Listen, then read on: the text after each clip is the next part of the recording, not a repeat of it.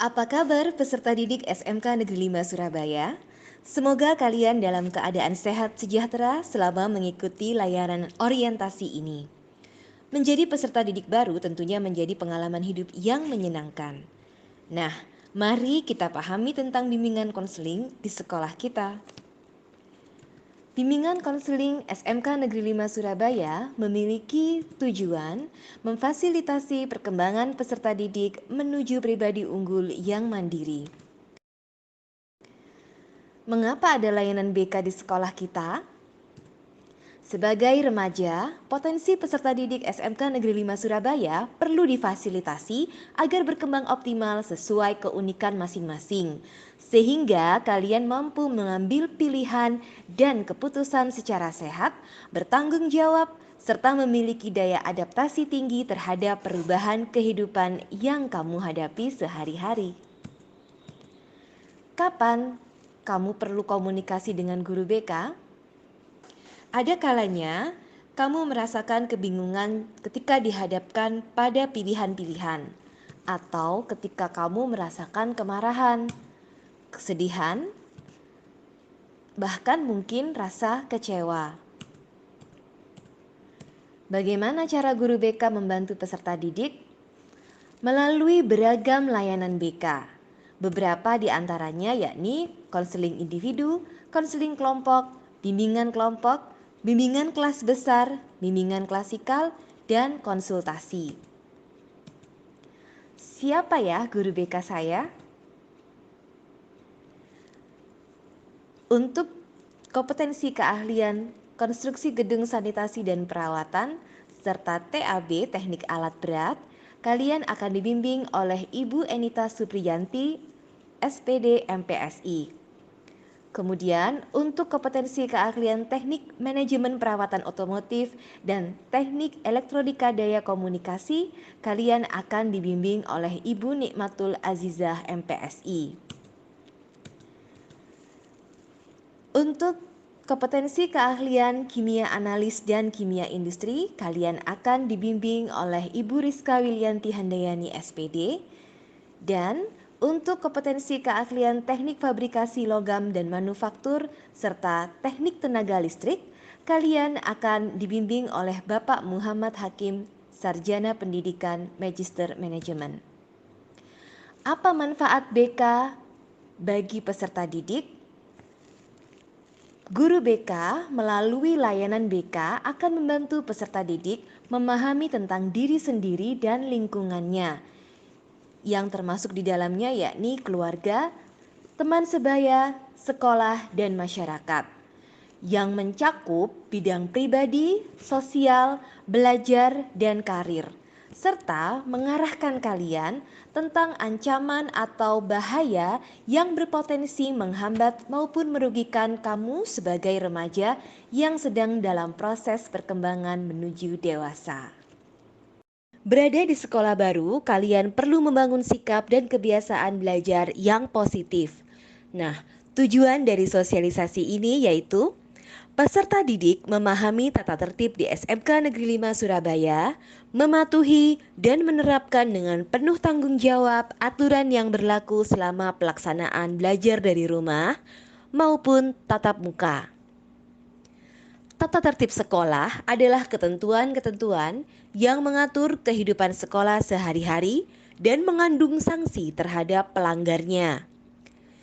Tata tertib di SMK Negeri 5 Surabaya meliputi tata tertib belajar dari rumah dan tata tertib tatap muka sebagaimana panduan aturan dari Dinas Pendidikan Provinsi Jawa Timur. Apa saja yang diatur dalam tata tertib sekolah kita? Dalam buku panduan tata tertib sekolah terdapat hak-hak peserta didik, kewajiban dan larangan bagi peserta didik. Silahkan nanti kalian baca dan pahami buku panduan tersebut, didampingi orang tua di rumah ya. Nah, para peserta didik, dalam larangan terdapat 3 hal utama yang menjadi perhatian sekolah, yaitu sikap dan perilaku yang menekankan pada etika komunikasi, kerajinan yang menekankan pada disiplin dan tanggung jawab, serta kerapian yang menekankan pada estetika. Bagaimana menerapkan etika saat belajar daring? Ketika menghubungi guru, lakukanlah 1. Perhatikan waktu yang tepat. 2. Gunakan bahasa yang baik dan sopan. 3. Perkenalkan dirimu secara jelas. 4. Ucapkan salam. 5. Akhiri dengan ucapan terima kasih. Dalam hal kerajinan, terdapat aturan belajar dari rumah yang harus ditaati. Jika dilanggar, maka akan dikenakan poin pelanggaran. Aturan yang pertama, hadir di kelas online sesuai jadwal belajar dari rumah yang disampaikan oleh bidang kurikulum. 2. Mengakses dan mengikuti instruksi Bapak Ibu Guru selama proses belajar online. 3. Mengumpulkan tugas tepat waktu. 4. Mengikuti tes formatif dan sumatif yang diselenggarakan sekolah. Dalam hal kerapian selama belajar dari rumah, terdapat 2 hal yang harus diperhatikan, yaitu 1.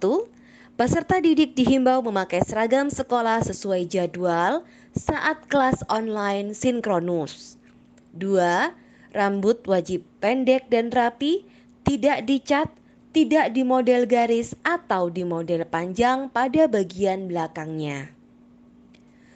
Pelanggaran akan dikenakan sanksi sesuai dengan tingkatannya, yaitu kategori ringan, rentang skor 10 hingga 55, kategori sedang, rentang skor 56 sampai 150, kategori berat, rentang skor 151 hingga 250. Itulah penjelasan tentang tata tertib di sekolah kita. Secara mendetail, kalian dapat membaca pada buku panduan tata tertib yang telah dibagikan.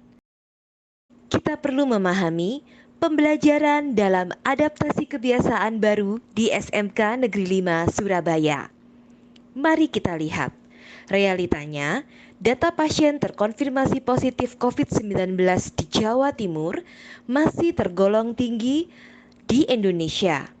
Artinya, masyarakat Jawa Timur khususnya pelajar Kota Surabaya belum sepenuhnya leluasa beraktivitas di sekolah.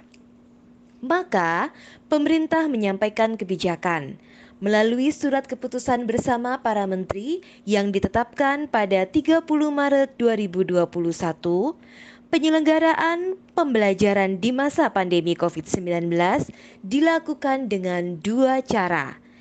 Yang pertama, pembelajaran tatap muka terbatas dengan menerapkan protokol kesehatan.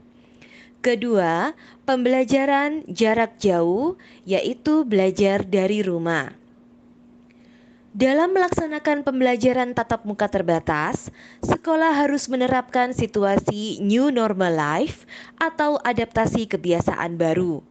Istilah tersebut mengacu pada perubahan perilaku untuk tetap menjalankan aktivitas normal berdampingan dengan COVID-19. Bersifat wajib, fokus pada proses pembiasaan menegakkan protokol kesehatan sesuai anjuran pemerintah. Bagaimana pelaksanaan adaptasi kebiasaan baru di sekolah kita? Tentunya mengacu pada ketentuan pokok penyelenggaraan pembelajaran tatap muka di masa pandemi. Ada 4 ketentuan yang harus dipahami dan ditaati oleh warga sekolah, yaitu ketentuan pertama, persiapan berangkat dari rumah. Kedua, selama keberangkatan ke sekolah. 3, berada di sekolah. 4, pulang dari sekolah. Selain 4 ketentuan itu, adakah hal lainnya yang diatur dalam kebiasaan adaptasi normal baru di sekolah kita? Tentu saja masih ada hal-hal lain yang akan diatur dan dibiasakan dalam adaptasi normal baru. Secara terperinci, kalian akan memperoleh informasinya di buku saku New Normal. Nah, semoga kalian dapat disiplin menerapkan adaptasi kebiasaan baru di sekolah kita. Ingat ya, disiplin protokol kesehatan dapat menjaga diri kalian, keluarga, dan masyarakat dari penularan COVID-19. Tetaplah optimis dan berdoa semoga pandemi ini segera berlalu. Sampai jumpa bertatap muka di sekolah kita tercinta.